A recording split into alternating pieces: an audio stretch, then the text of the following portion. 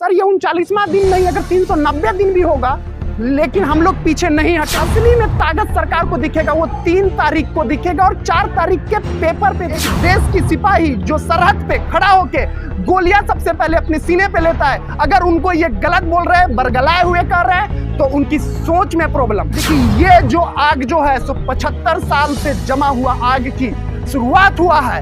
अब ये सेना, ये वीर नारी और ये जवान जो जेसीओ साहबान जिनके साथ में गलत हुआ है, वो अब नहीं रुका माननी चाहिए ऐसे लोगों को जो कि सेना को कुचलने की बात कर रही। जवानों के साथ में जिलेबी खाते हैं, जवानों के साथ में समोसा खाते हैं। क्या आज जवान यहाँ दिल्ली के जंतर मंतर पर उनको दिखाई नहीं दे रहा? अफसर की भी गलती है और सरकार की भी गलती है। अगर अफसर हम अगर कोई भी चीज ऐसे दे दिए तो क्या वो आंख बंद करके साइन कर देंगे? क्या सरकार ऐसे चलता है? देश ऐसे चलता है? देखिए सर 39वां दिन धरने पे आपको पता है पिछले 20 फरवरी से कंटिन्यू देश में जो प्रोटेस्ट चल रहा है OROP-2 विसंगतियां के अगेंस्ट में, आप लोगों ने कंटिन्यू कवर किया है। सबसे पहले तो कुछ भी करने से पहले मैं राष्ट्रवन चैनल और सर आपका क्या नाम है चैनल का? रियल ट्रूथ, ये दोनों चैनल को मैं धन्यवाद देना चाहता हूँ और आपके दर्शकों से और फौजी अभिभावकों से मैं रिकमेंड करूंगा जो कि इस चैनल को ज़्यादा से ज़्यादा सब्सक्राइब करें और इस वीडियो को ज़्यादा से ज़्यादा शेयर करें। शेयर इन चैनलों के लिए मत करें, शेयर करें हम फौजी भाइयों के लिए। ज़्यादा से ज़्यादा आप शेयर करोगे तो माननीय प्रधानमंत्री, माननीय राष्ट्रपति और माननीय कैबिनेट मिनिस्टर के पास में हमारा बाइट जा सके। तो इसीलिए मैं रिकमेंड करूंगा कि ज़्यादा से ज़्यादा शेयर करें। अब रह गई बात जो कि आपने बोला 39वां दिन, सर ये 39वां दिन नहीं, अगर 390 दिन भी होगा, लेकिन हम लोग पीछे नहीं हटेंगे। हम लोग अपनी बातों पे डटे हुए हैं, वो डटे रहेंगे, ठीक है? हम लोग पीछे नहीं हटेंगे। जब तक सरकार हमारी बात नहीं मानेगी तब तक हम लोग डटे रहेंगे। आपकी बात मान नहीं रही है और 3 तारीख को एक ऐसा वक्त समय फिक्स किया गया है कि जब आप लोग कह रहे हैं, क्योंकि आपके पूर्व और भी जितने भी सैनिक थे उन्होंने कहा है कि अब 3 तारीख को ही असली शक्ति प्रदर्शन सरकार से यदि देखना चाहती है तो वो देख सकती है। देखिए सर मैं एक चीज़ समझाना चाहता हूँ, आप समझिएगा। 75 सालों में पहली बार ऐसा हुआ है कि जेसीओ जवान और वीर नारी अपनी हक के लिए रोड पे आए हैं। और ये जो सरकार को दिल्ली के जंतर मंतर से सिर्फ और सिर्फ सांकेतिक प्रोटेस्ट यहाँ हम लोग कर रहे हैं। हम लोग 50 से 100 की नफरी में जंतर पे नंतर पे हैं, लेकिन जो असली में ताकत सरकार को दिखेगा वो 3 तारीख को दिखेगा और 4 तारीख के पेपर पे दिखेगा, प्रिंट मीडिया पे दिखेगा, आप लोगों के चैनल पे दिखेगा। क्यों? क्योंकि सरकार को जो डाटा दिया गया है, जो 3% अधिकारीगण जो डाटा दिए, वो डाटा टोटल के टोटल गलत दिए। हमारा पूरा शक्ति दिखा के वो सारा सरकार से जो 28,000 करोड़ ये OROP-2 में जो लिए गए, उसका 90% जो अमाउंट है वो अधिकारी के अकाउंट में गया। अगर अधिकारी के अकाउंट में नहीं गया तो मैं सरकार से पूछना चाहता हूं, सरकार से जानना चाहता हूं कि वो क्लियर करे जो कि हाँ जवानों के अकाउंट में कितना गया, वीर नारी के अकाउंट में कितना गया और जेसीओ साहब के अकाउंट में कितना गया और अधिकारी के अकाउंट में कितना गया। आज क्यों नहीं कोई भी अधिकारी, इस देश की अधिकारी क्यों नहीं खुल के बोल रहा है कि हाँ हमारे अकाउंट में इतना आया? कोई भी अधिकारी आज नहीं बता रहा है। तो ये जो शक्ति है 3 तारीख को दिखेगा और मैं पूरे देश के वीर जवानों से, वीर नारी से और जेसीओ साहब से और बाकी उनके अभिभावक से कहना चाहूँगा, रिकमेंड करना चाहूँगा जो कि अपने अपने नज़दीकी सब डिवीज़न में, डिस्ट्रिक्ट हेडक्वार्टर में और इवन जो सब डिवीज़न और डिस्ट्रिक्ट हेडक्वार्टर से दूर है वो स्पीड पोस्ट करके ये दिखा दे जो कि देश की सेना के साथ में किस तरीके से छल हुआ है, किस तरीके से भेदभाव हुआ है। उस भेदभाव का एक मिसाल दिखाने जा रहे हैं हम लोग। सर बहुत सारे फ़ोन कॉल्स आ रहे हैं तमाम चैनलों को जो हम लोग डिजिटल के लिए काम कर रहे हैं, तो डिजिटल पे तमाम लोगों के कॉल्स आ रहे हैं और वो पूछ रहे हैं और वो कह रहे हैं कि ये जो सैनिकों का, ये जो आप लोग कह रहे हैं कि ये पूर्व सैनिक है, एक्चुअली ये लोग पूर्व सैनिक है नहीं, ये लोग कुछ लोगों के द्वारा बरगलाए गए हैं और वो लोग जाके बैठे हैं। उनकी मांग हमें तो नहीं लगता कि पूरा हो पाएगा। सर आपको एक बात मैं बताना चाहता हूँ, अगर इस तरीके के जो कॉल कर रहे हैं, शायद देखिए हो सकता है कि मैं अकेला गलत हो सकता हूं, मैं मान लिया कि मैं अकेला गलत हो सकता हूं। आपने 20 फरवरी को देखा, आपने 12 मार्च को देखा, हिंदुस्तान के कन्याकुमारी से लेके जम्मू कश्मीर तक और गुजरात से लेके अरुणाचल प्रदेश तक के हिंदुस्तान के कोने कोने से लोग उठ के जंतर मंतर पे आए, लाखों की संख्या में आए। क्या वो सारे के सारे लोग गलत हैं? अगर इनको सारे के सारे लोग गलत नजर आ रहे हैं, एक देश की सिपाही जो सरहद पे खड़ा होके गोलियां सबसे पहले अपने सीने पे लेता है, अगर उनको ये गलत बोल रहे हैं, बरगलाए हुए कर रहे हैं, तो उनकी सोच में प्रॉब्लम है। उनको सोच को चेंज करना चाहिए। और ये वो लोग हैं, चंद लोग जो हमारे बड़े भाई के, आपको बता देना चाहता हूं, जो हमारे बड़े भाई हमारे अधिकारी हैं, उनके ये लोग प्यादे हैं। बड़े भाई डायरेक्ट खुल के सामने नहीं आ रहे, वो हमारे ही बीच में कुछ लोगों को निजी लाभ देके हमारे अगेंस्ट में खड़ा कर रहे हैं। लेकिन उन लोगों को सुन लेना और उन लोगों को समझ लेना चाहिए कि ये जो आग जो है सो 75 साल से जमा हुआ आग की शुरुआत हुआ है। अब ये सेना, ये वीर नारी और ये जवान जो जेसीओ साहबान जिनके साथ में गलत हुआ है, वो अब नहीं रुकेगा। और इसका उदाहरण 3 तारीख को देखने को दोबारा मिल जाएगा। सर, आपके खिलाफ लेटर लिखा गया बाकायदा कि इनको कुचल दो, ये वर्गलाए लोग हैं, सेना को बदनाम कर रहे हैं, अपमान कर रहे हैं। आपने बहुत अच्छा बात याद दिला दिया। देखिए, जो लोग लेटर लिख रहे हैं ना, वो लोग सोशल मीडिया पे आके कल होके खुद माफी मांगे। शर्म आनी चाहिए ऐसे लोगों को जो कि सेना को कुचलने की बात कर रही है। ऐसे लोगों को शर्म आनी चाहिए। उनके लिए मैं ज़्यादा कमेंट नहीं बोलूँगा, बस इतनी एक वर्ड बोलूँगा, ऐसे लोगों को शर्म आनी चाहिए। और सरकार को भी मैं रिकमेंड करूँगा, रिक्वेस्ट करूँगा जी कि ऐसे लोगों को चिन्हित किया जाए। और इन्हीं लोगों के कारण आज सेना रोड पे है। बहुत ऐसी बातें हैं जिसके वजह से कि सेना पे बार बार उंगलियां भी उठी है।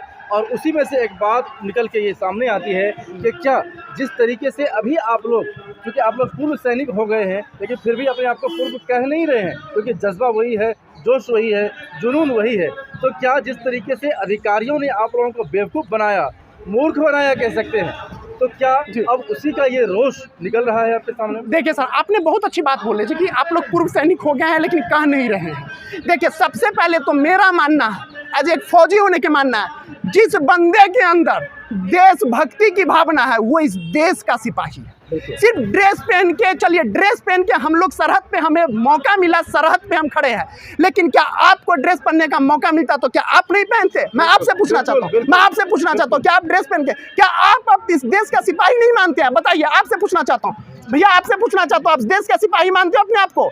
देखिए, जिस बंदे के अंदर देशभक्ति की भावना है वो बंदा देश का सिपाही है। और सिपाही का भी ना तो रिटायर होता है और ना प्रीमेच्योर जाता है। तो ऐसे लोगों जो बोल रहे हैं, ये सारे के सारे गोदी संस्था है और सरकार को सुनना चाहिए। मैं माननीय प्रधानमंत्री से पूछना चाहता हूं, जो कि वो पिछले 10 साल में, 8 साल में एक बार भी लोगों को अपनी मन की बात तो सुनाए, लेकिन क्या लोगों का मन की बात नहीं सुनना चाहेंगे? कभी उन्होंने क्या प्रेस कॉन्फ्रेंस किया? ओपन में आके प्रेस कॉन्फ्रेंस किया? नहीं किया। जवानों के साथ में जिलेबी खाते हैं, जवानों के साथ में समोसा खाते हैं। क्या आज जवान यहाँ दिल्ली के जंतर मंतर पर उनको दिखाई नहीं दे रहा है?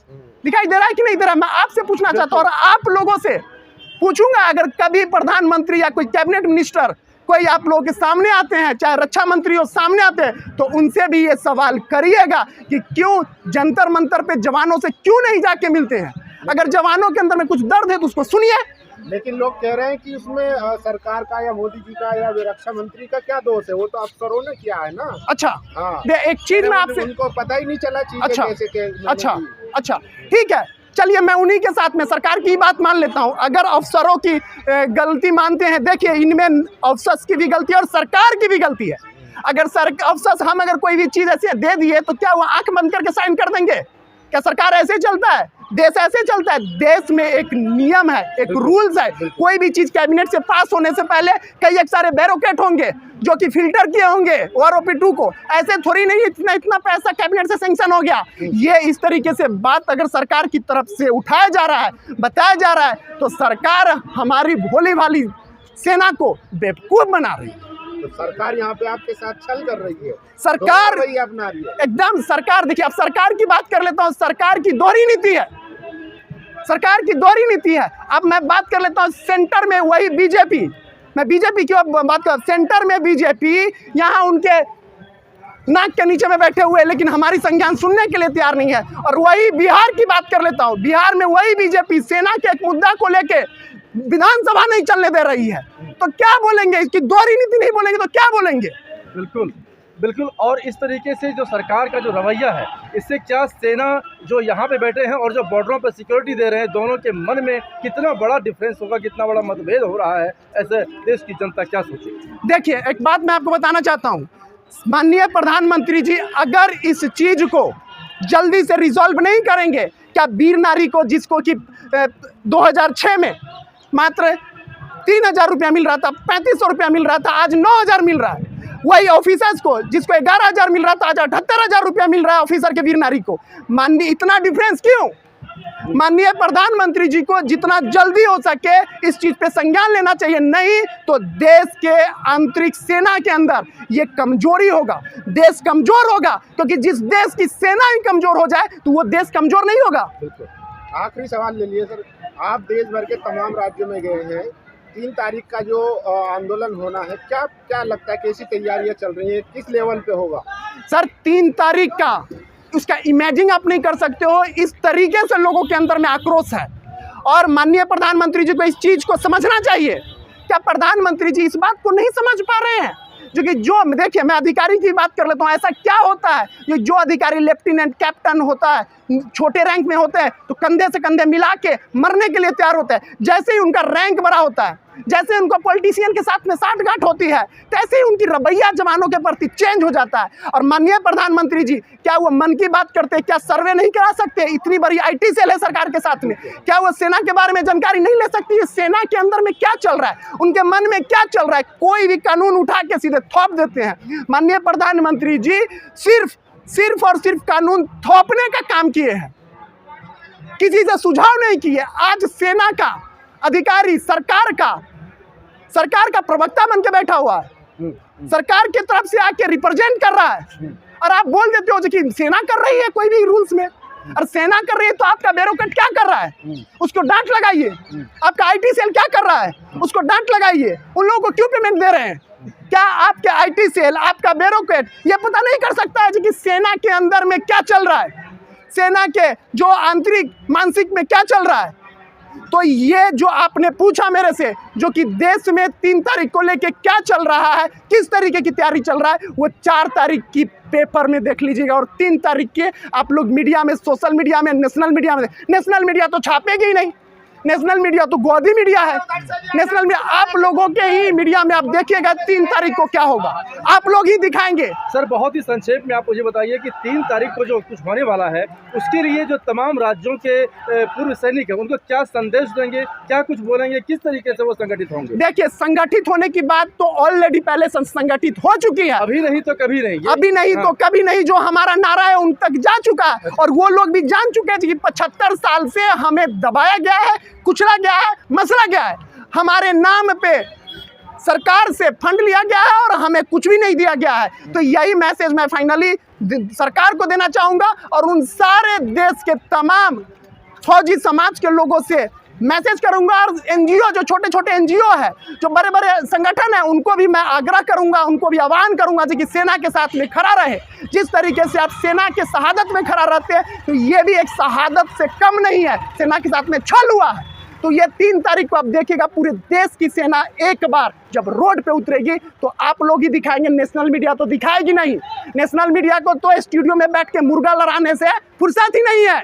शाम के आप देखिएगा आ जाएगा ऐसे मटकते मटकते 2 आ जाएंगे लिपस्टिक लगा के, और क्या काम करके एक मुर्गा इधर एक मुर्गा इधर, और उनको बस धर्म पे एक, वो भी गेटअप में आएंगे, पूरा चोला, एक आएगा पूरा भगवा पहन के, दूसरा आएगा दाढ़ी डूडी लगा के, इस तरीके से आएगी। और GDP का पता नहीं होगा, जो GDP क्या चीज होता है, GDP पे डिस्कशन करेंगे, ठीक है, धर्म पे डिस्कशन करेंगे। तो उनको मुर्गा लड़ाने से फुर्सत नहीं है, आप ही लोग उठाओगे बात। मुझे पता है जिस तरीके से 20 तारीख से आप लोग सपोर्ट कर रहे हो, उसी तरीके से आप लोग सपोर्ट करोगे। नेशनल मीडिया पे अब हमें भी भरोसा नहीं रहा, ये तो गोदी मीडिया है, राष्ट्रवादी मीडिया है। हाँ, राष्ट्रवादी, देश बचाने की बात करता है। अच्छा, देश बचाने की बात कर रही है, देश बचाने की बात कर रहे हैं। वर्ल्ड में आप अंदाजा लगा लीजिए, 2014 के बाद नेशनल मीडिया की रैंकिंग 152 जा चुकी है। आप इससे अंदाजा लगा सकते हैं, पाकिस्तान से भी अपने हिंदुस्तान की नेशनल मीडिया की रैंकिंग है। क्या बोल सकते हैं? बस इतनी मैं मैसेज देना चाहूँगा आपके चैनल के माध्यम से कि जो भी देश के फौजी समाज से हैं वो 3 तारीख का फोकस करें। और मैं बाकी संगठनों से भी बोलूँगा जो कि फौज से नहीं और फौज के और देश के सिपाही को सपोर्ट करना चाहते हैं, देश के जवानों को सपोर्ट करना चाहते हैं, वो हमारे सपोर्ट में खड़ा हो। बस इतना ही। आपने